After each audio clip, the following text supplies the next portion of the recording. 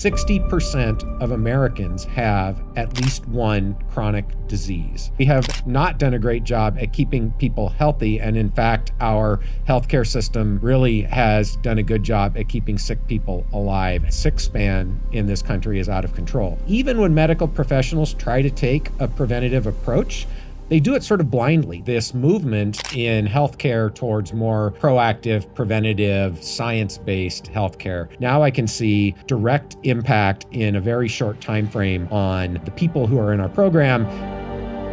My name is Matt Caberline, and welcome to the Optispan YouTube channel. Hey everyone, welcome to the Optispan podcast. This is going to be our first episode in the series that we call Healthspan Medicine, and it's really meant to be an introduction to Optispan and the way that we're thinking about this movement in healthcare towards more proactive, preventative, science-based healthcare. And so I'm not going to get too deep into exactly what we're doing at Optispan today, although in this series we do plan to take a closer look at some of the diagnostics we're using, some of the ways that we're approaching healthspan medicine. I know a lot of people have wondered, like, why would Matt leave a successful career in academia to go start a company in the healthcare space? For me, this was really a very personal journey, and it's been actually quite fulfilling to sort of learn a lot more about my own health and to be able to see the impact that we can have on individuals in helping them improve their quality of life and their approach to taking control of their own health. And again, for me personally, not only has this had an impact on, my own understanding of my own health, but also the people around me, my friends and family, the people I love. There's this very powerful, I think, network effect when you start to really take control of your own health and the people around you see what you're doing, what you're learning, and they become excited and start learning and start participating as well. So I very much have become a believer that this is a place where we can have an enormous impact. There's a huge need. And so I hope that many of you will join us on this journey. So what I thought I'd do today is, again, just kind of tell you about the way I think about Optispan, how it fits into healthspan medicine, and our general philosophy and approach. And I think it's maybe useful to talk first about, how does this fit into the current state of healthcare in the United States, in other developed countries around the world. Again, if you've watched some of our other episodes, we've covered how, life expectancy has been increasing pretty consistently over the last several decades, maybe until recently. But healthspan really hasn't kept pace. And in fact, in the United States, there's no question that sickspan has increased quite dramatically over the last couple of decades.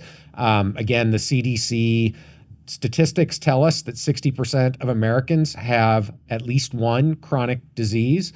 And, depending on exactly how you do the math, up to about 90% of healthcare expenditures go directly towards caring for people with chronic disease. And again, the vast majority of chronic diseases are age-related and have the biology of aging as their driving greatest risk factor. So it's clear that while we may have done a great job at increasing life expectancy, we have not done a great job at keeping people healthy. And in fact, our healthcare system really has done a good job at keeping sick people alive. And that has created many of the challenges that we're facing today and are going to face in the future in terms of how do we care for an aging population that is sicker today than it ever was before. And I think it's fair to say that at least a big contributing factor to this dramatic increase in sickspan is the approach that we have taken as a society towards thinking about health. And this is really true at every level. You can start from basic biomedical research to biotechnology companies, to pharmaceutical development, to the healthcare industry itself, which is really focused around individual diseases in isolation and is generally aimed at waiting until people are sick before we do anything about their disease. So this is why I use the term quite frequently, reactive disease care, because we usually don't do anything until people are sick. And there's good reasons for why that has been the case historically, but I think there's really no good excuse for that today. We now know that there are effective ways that are not being implemented to keep people healthy longer and to prevent or at least greatly delay the onset and progression of multiple age-related diseases. And my background studying the biology of aging tells me that one important tool in that toolkit of preventative, proactive healthcare is, in fact, understanding and targeting the biology of aging, because aging is the single greatest risk factor for most of the major causes of death and disability in the United States. And that by targeting that biology of aging, we can delay the onset and progression of many, maybe all of the functional declines and diseases that go along with old age to keep people healthier longer. And so this is, I hope and expect, going to be the norm for 21st century medicine or healthspan medicine.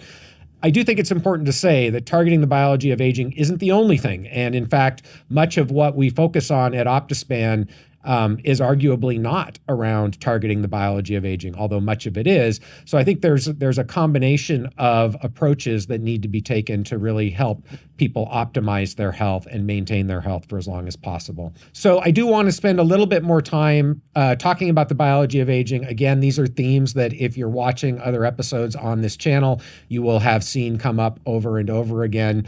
It's important to differentiate chronological age, which is the length of time that you have been alive, from biological age, which is how well your cells and tissues are functioning.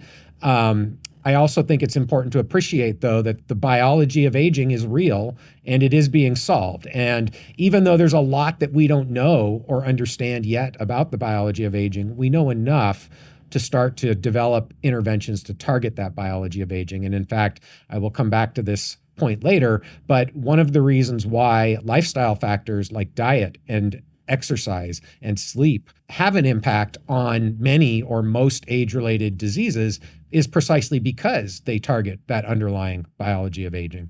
So again, that's a point that is just worth appreciating. Okay, so again, if we think about the relationship between health and chronological age across the population, there is clearly a pretty dramatic and continuous decline in health as people are getting older.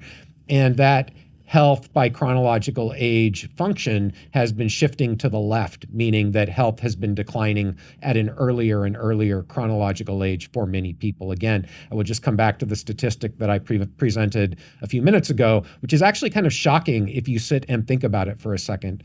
60% of Americans have at least one chronic disease. The median age in the United States is 38.1. If you just look at those two statistics on the surface, that tells you that the average American is developing their first chronic disease younger than 38.1. Life expectancy in this country is in the 70s. So there is a significant fraction of life that is spent with at least one chronic condition. And that, I think, is clear evidence that sickspan in this country is out of control. So our goal at Optispan is really to try to push the health span curve out closer to something that matches the best case scenario for lifespan, to keep people healthy as long as possible. And I think much of this is achievable today. So I certainly don't want to suggest that, we're going to get everybody into their 80s or 90s in perfect health. That's not realistic.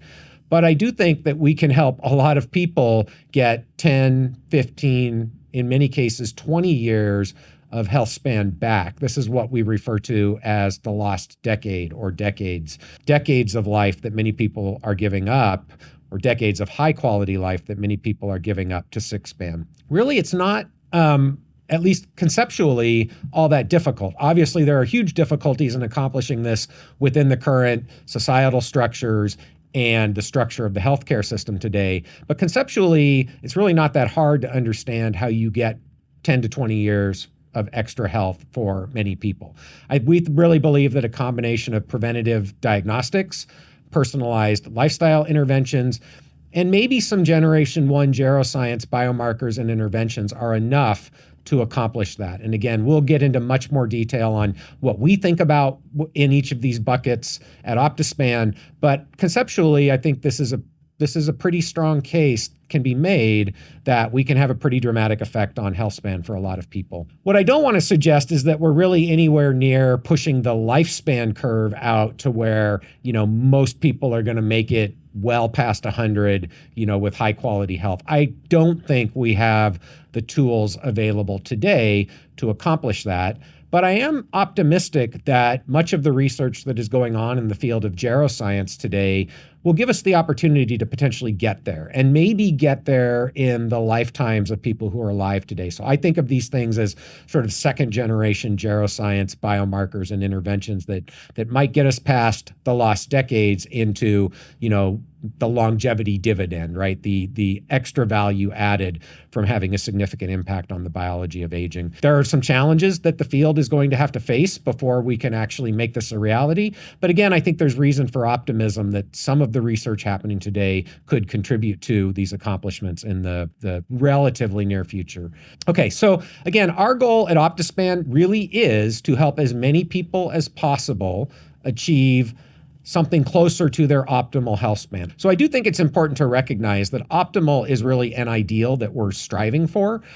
We don't know what optimal really means from a biochemical, physiological perspective. So it's really something that we're looking to achieve and to get closer to. So, we talk a lot about helping people achieve a better health span trajectory that is going to put them closer to their optimal health span.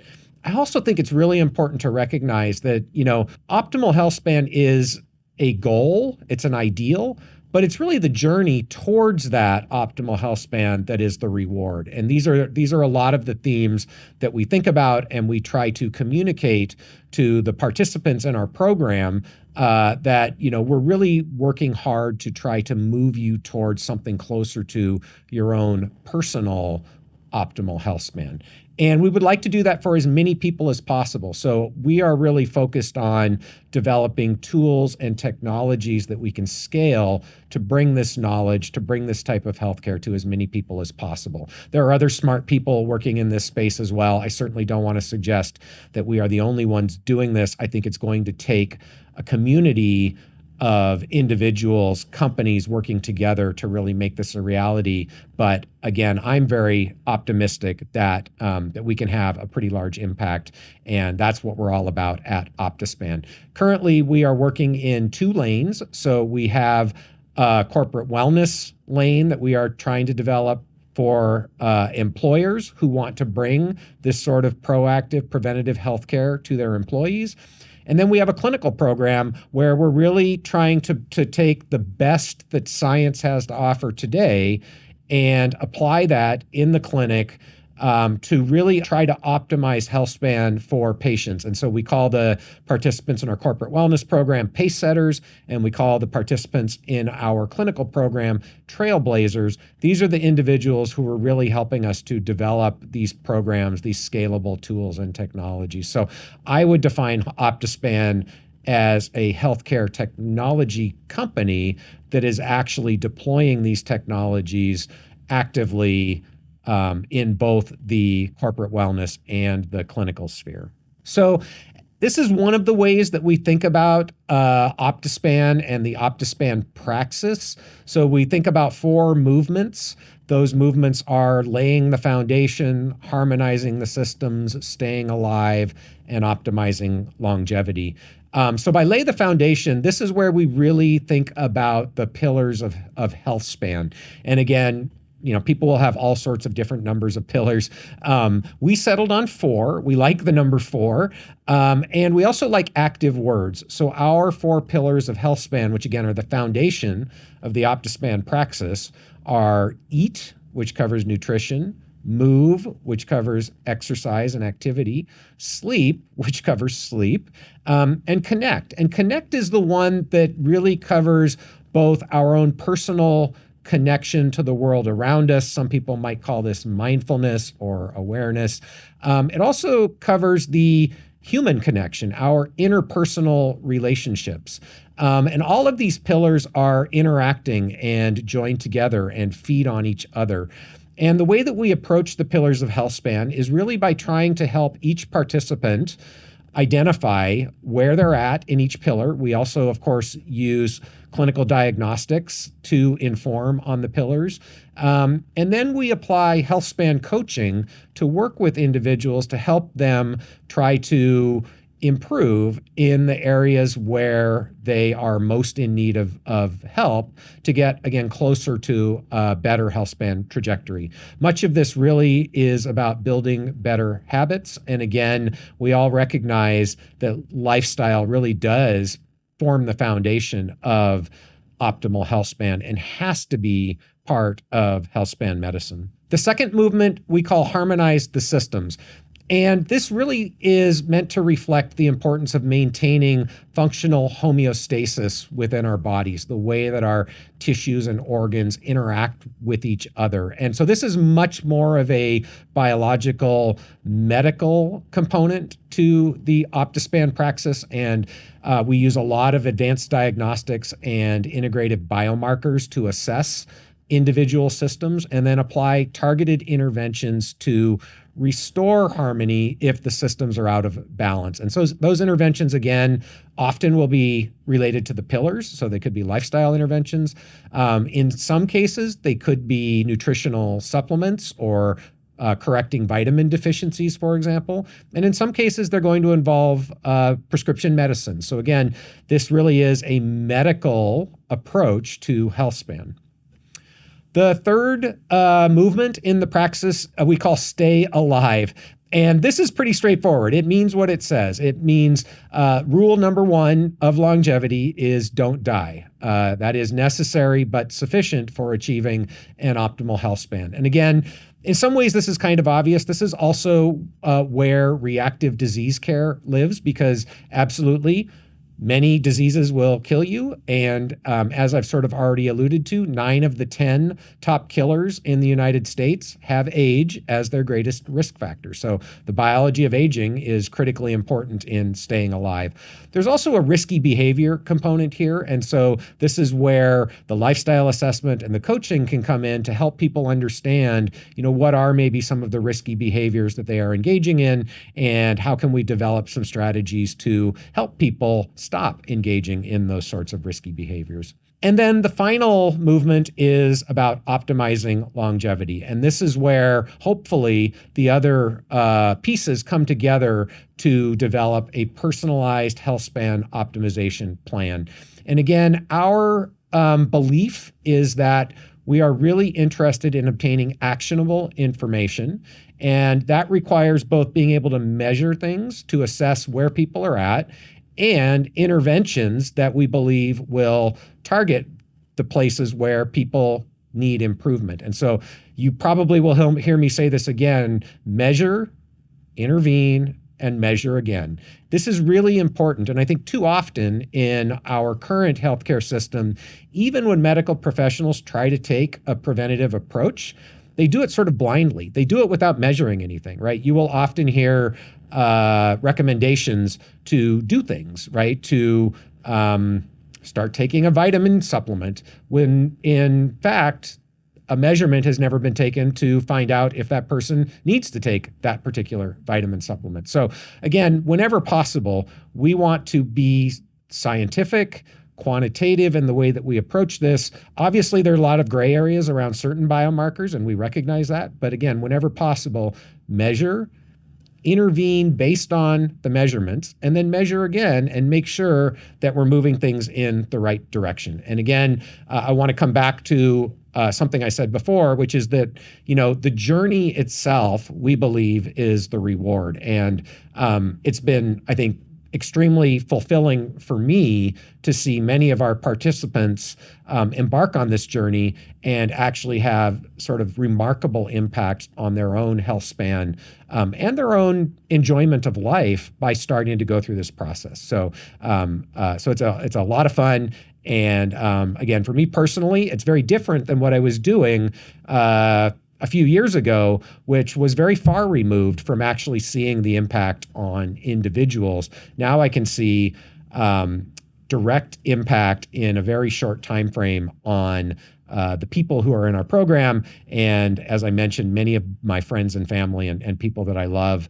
And so it's quite powerful. And I hope that through this podcast, we can help many of you start to go down this path of taking more control of your own health, becoming educated about aspects of the healthcare system where you really need to advocate for yourself, and give you some tools that you can start to adopt to move yourself onto your own improved health span trajectory. And so I hope you've found this episode interesting and informative. As always, if you have any questions or comments, please post them below. If you're interested in learning more about Optispan, our website is www.optispan.life. And I hope to see you next time on the Optispan podcast.